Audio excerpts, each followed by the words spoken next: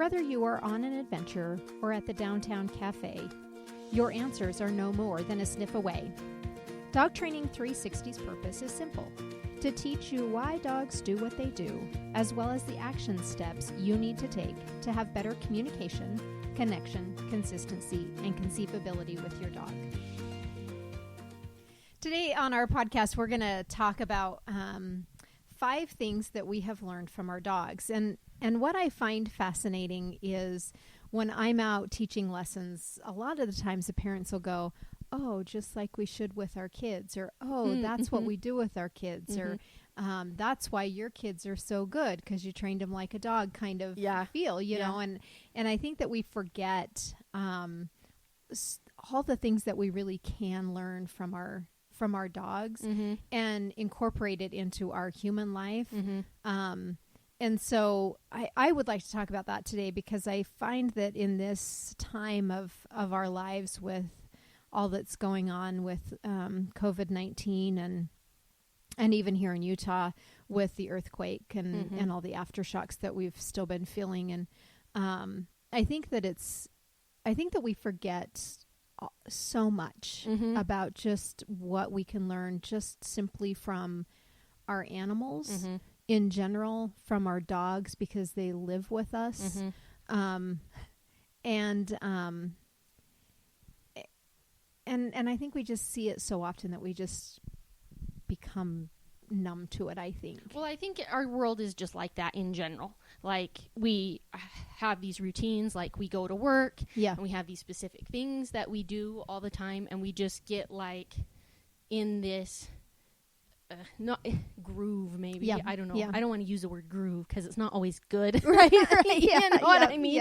It's just like a habit. Like you're just numb, and you just like go through the motions of your life because you just like do these certain things every day, and you miss out sometimes on like what the rest of the world has to offer you.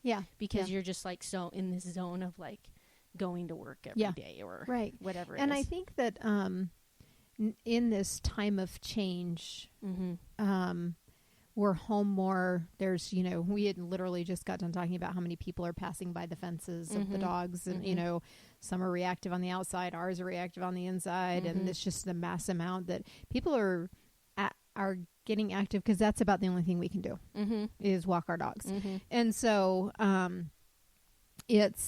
I think that now is a great time to just talk about it. So Shannon, give me, I'm going to say 6 things. 6 things. Because I want 2 things from each dog. Oh, 2 things from each dog. Yep. Okay, so let's see. From Louie, I have learned... Who is the Frenchie? Yep. That it's really important to be like really black and white about your decisions and your rules about what you're doing with your life. I like that. Like that there's this honesty in your relationship with everything, you know, like you can be black and white in your dealings with your friends, with your business, with employees, you know, as long as you have that just like forward honesty about not lying about things or being misleading about things or sugarcoating things, that you gain a deeper relationship of trust to where you believe each other, and so there's no weird extra things going on in your relationship, I think. So that's one thing that I learned from Louie. And also from Louie, I have learned that it's okay to only do things for a specific amount of time and then move on to doing something else. Like you don't have to do things for big long periods of time, or you know, you can, if it's just the right amount of time for you to do it, then you can stop and move on and do something else. Like, you know, Shannon, I love that, because I think that we forget to give ourselves permission to do things, but set boundaries with it. Like, you know, it's okay to play a little game on your phone or on your laptop or, you know, on your computer. But, you know, like it's okay to just do it for 5 minutes, 10 minutes or a half hour and then be done. Yeah. You know, and like really like move on and focus on the next thing. Yeah. Or, you know, it's okay to not get all the dishes done, just get whatever you can fit in the dishwasher. Sure. And be done. Mm-hmm. You know, and be accept it and be happy about it. Or just accept it. You know, this is what I can do and I'm doing it. Yeah. And so like, then let's just not think about that anymore and go on to I love it. doing something else. Yeah. Yeah. That's awesome. That we have to do with her. Yeah. So from Ripley, I've learned like it's okay to break up your day with things that are fun. You know, because you get like I have to get this done and I have to get this done. And then she's like, oh, but let's do something fun for a sec. Yeah. You know, and you can take a little break and do something fun for a minute. Right. And have that little like relaxation or that fun and then go on to doing something else. So I think it's like I learned from her that you can have these fun, joyful moments like all day long and you don't have to plan for it or or tell yourself no, I can't do that because I don't have time. Right. Like you have time to like have a little joy for a minute. Yep. You know. I love it. So and also learn from her that it's really fun to be like interested in new things and find things exciting, maybe some things even in your everyday life that you like look at a different way and all of a sudden they're like really much more exciting or fun. You know, to find joy and excitement in things that you do every day and also new things or looking at things in a new perspective. So that's awesome. That's awesome. Then from Dutch I learned the importance, I guess, of being like soft and vulnerable because I think a lot of the world, especially when you're in business like we are, that you have to be like really tough and sometimes you feel like you're really aggressive and you're just pushing all the time like and she is such a soft dog and you have to be so soft with her to get her to do what you want. So I think I've learned the importance of to be soft and vulnerable in a world where usually we're really can feel like we're really harsh. You know? Yep. And also I have learned from her that it's really cool and important to get over like your fears, you know, because she, we've had this relationship where she's been afraid of a lot of things and I'm doing things with her that I've never done before. You know, I've never trained a dog this way. I've never really been, other than like at the veterinarian or at the zoo where I used to work, interacted like with all these different kinds of animals that we do. And so I think that there's value in trying things that seem hard or seem scary and like overcoming your fear to like do something cool, accomplish something great. And doing something that nobody believed in you that you could. Absolutely, because people didn't believe in her at all. No. And if they would know my story, you know, they're like, oh, this girl that works at the theater thinks she can come and train this dog. You know, like they'd be like, sure, okay, we'll watch that. Right. You know?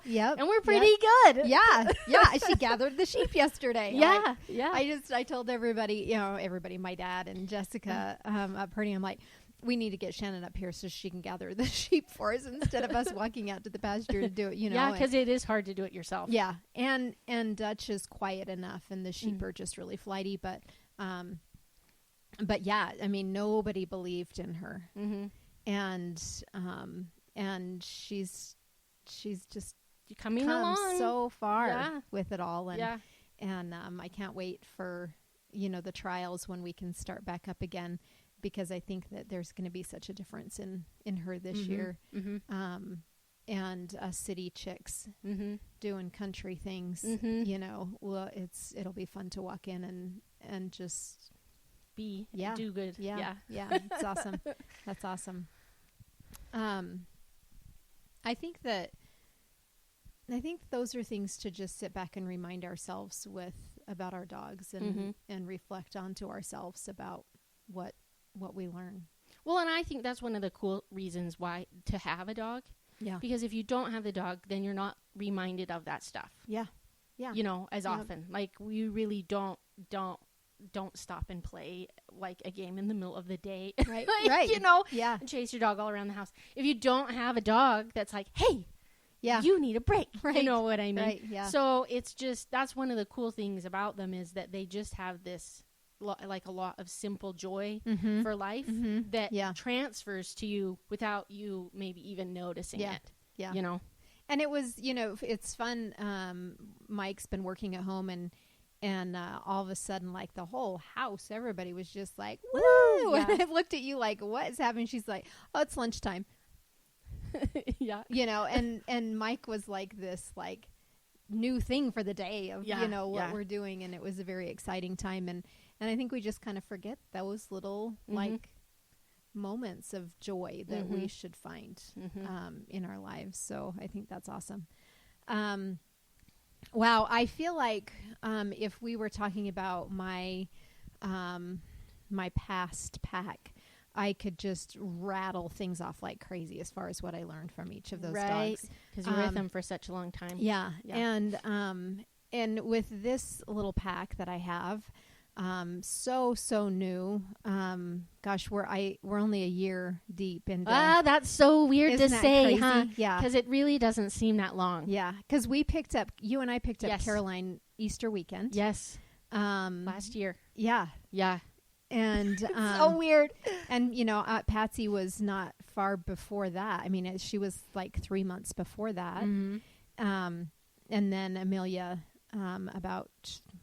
Gosh, how long has I had? 3-4 months? I don't even know. I know. I have to look back on all my stuff. So it's such a new pack that I don't feel like that we all really know each other 100%. And it's such new and different things that I'm learning. So with Miss Caroline, who we've had since she was 6 weeks old, the one thing that I've learned from her is to laugh.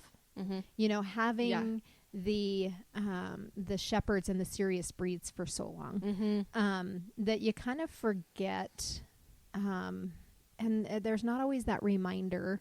I'm a pretty serious person in general, and my sense of humor is, sometimes I don't even think I have a sense of humor because what people think are funny, I'm like, yeah, I don't get it. Or I don't laugh or whatever. And so I have found with Caroline that, I think I've found laughter again in my life because of her, and that, that it's really fun to laugh, and that I seek that out more than I ever have, is finding that fun and that laughter, and finding the humor in things. And, you know, she's got dreadlocks on top of her head. And it doesn't matter what I do. They just keep coming back. And so I talked to her breeder and I said, you know, how do I deal with this? You know? Sure. And she says, well, you have to, you know, shave her down and groom her up. And then, you know, some of the thicker hair or stiffer hair will come in on top. And so I was talking to Chris about it and he's like, oh no, I like the dreads, you know? So we're just going to leave them for a while. Just keep working, you know, just combing them out and stuff. But, she's just kind of that. Life is funny. This is how I am. And just be. Yeah. The other thing that I have learned from her is just simple emotion, if you will. She just finds joy in so much that if she's left out, she really expresses herself emotionally. Chris, when I take the border collies with me, she cries the whole time. And Chris has to just put her in the studio with him but she'll go look out the window, and she cries the whole time, and she's very expressive in her emotion. And that's the other thing with her, is just like, it's okay to be emotional. It's okay to share the feelings, and then turn around and laugh when it all comes together, together right. So those are the two things with her. She's just such an amazing little thing. And Miss Patsy, I, as angry as it makes me, I have learned that it's okay to ignore and just go simply have fun. Because she does that to me. But just really, like, don't think about what people are saying, and don't think about what's being asked of you, but to find the fun in that moment. And the other thing that I have learned from her is the physical affection of touching and hugging and being close.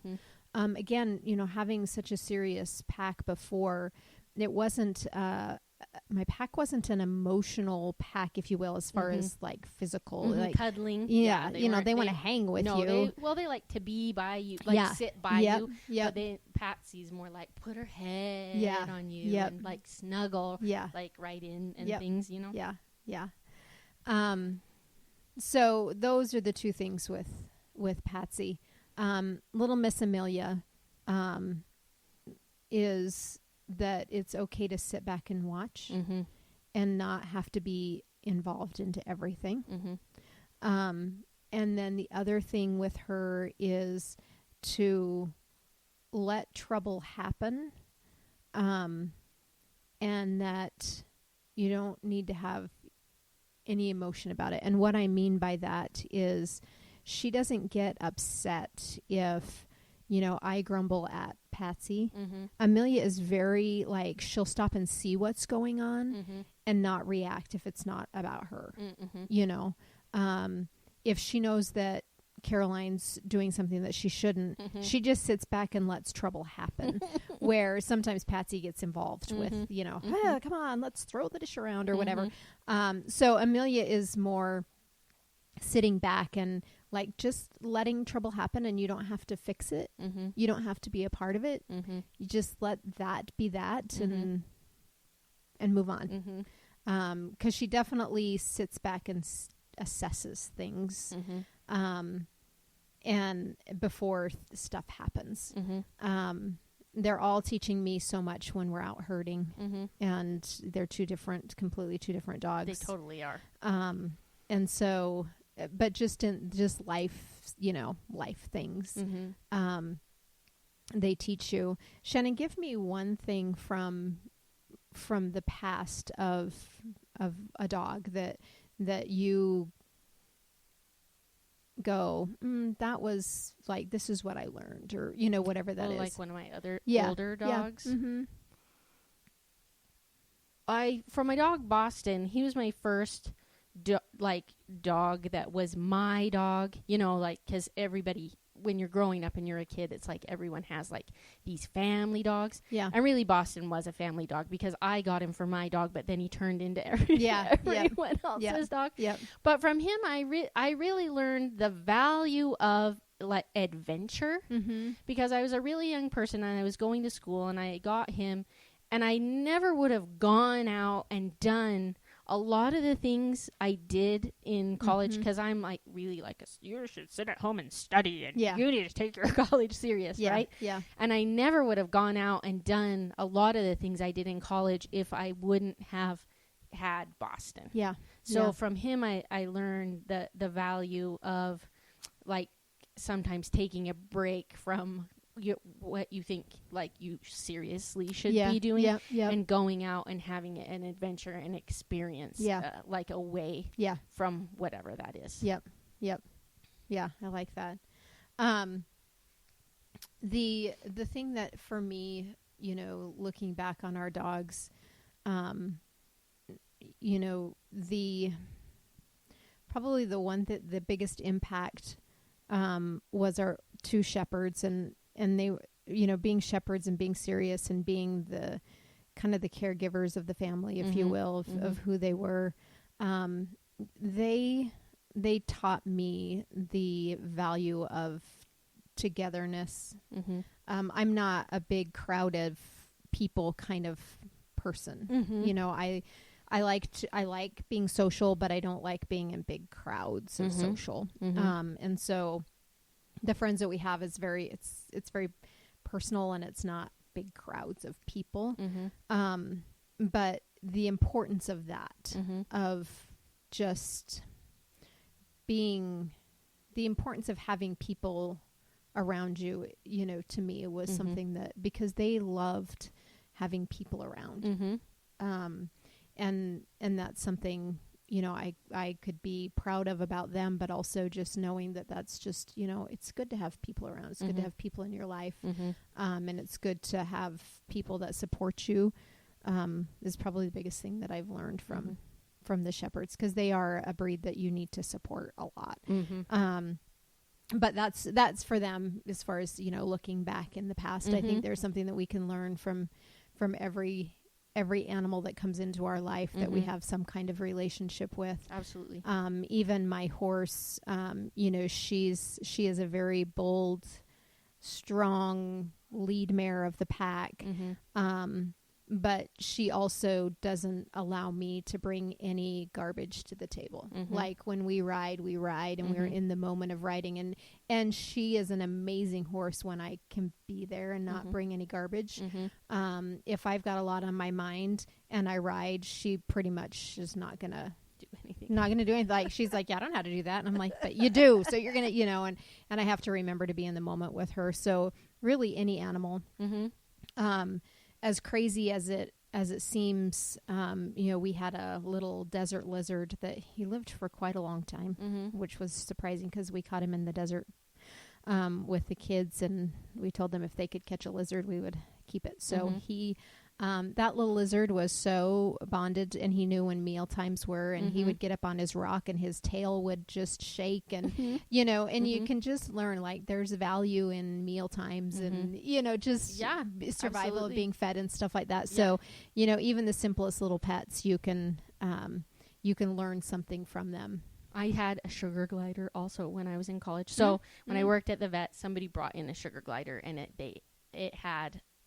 the bedding in the cage had wrapped around some of its feet, and we had to amputate its feet, and the people that brought it in just abandoned it and didn't want it. So then I'm at the vet, bleeding heart for pets, right? Yeah, this is everyone that works at the vet. Right, you end up bringing home all this stuff. Yep. And so I took the sugar glider home and took care of it, and those are really, really social animals. That's what I've heard. And so it would cry at night because they're awake at night for me to come and hold it.